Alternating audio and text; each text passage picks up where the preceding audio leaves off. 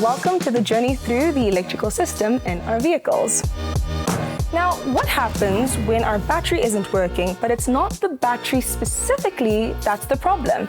Now, I need to clear this up, and to help me, I've got a skilled mechanic with me by the name of Charles, and he's here to help me out. How are you today, Charles? I'm fine, thanks, and you, Lee? I'm very good, thank you. So I'm hoping you do have an answer for me. What is at fault if it's not the battery specifically? Yes, so in this case, we immediately look at battery terminals and battery cables. What are battery cables and terminals then? Okay, so battery terminals, battery cables are one unit, basically, where its sole responsibility is to connect the battery to the vehicle. So we'd have a positive battery cable, which will connect the battery to the fuse box and the starter and the alternator. And then we have a negative terminal, which will be connected to the vehicle's chassis as well as the engine block. So those are the main components that we look at if we're not looking at just the battery. That's it. And then could you show me where they are under the hood? I can. So, battery cable, it consists out of a battery terminal, some battery lugs, insulation and a cable. So, on the vehicle here, we do have a negative cable, which is usually identified as either a black cable or a bare metal cable. And on the positive side, you can find it as a red cable. In this case, it is just marked with a red cap or something.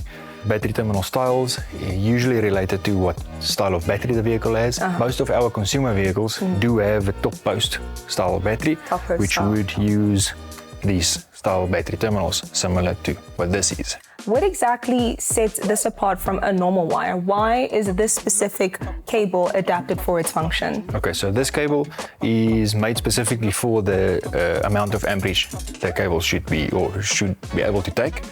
Using, for example, wire that you can buy from a hardware store or whatever will not work. If you have a look at this, connects to the battery, you'll see one cable running down connected to the vehicle chassis, the other one runs through the engine harness and it connects to the engine block, or in this case on the gearbox. So this one is currently fitted, or I'll find a cable just like this fitted in the car currently. If you go to a Goldwagen with your vehicle identification number, which is a VIN number, you'll find it on the vehicle's license disc. They should be able to give you what you need. Obviously, I might need a reason to go to Goldwagen, and that might be that my cable isn't working. What are some of the signs we can look out for that the cable's not working? Signs you can look out for is corrosion on the top of the battery terminals, which is usually a white powdery substance. I'd advise obviously not to touch all of these.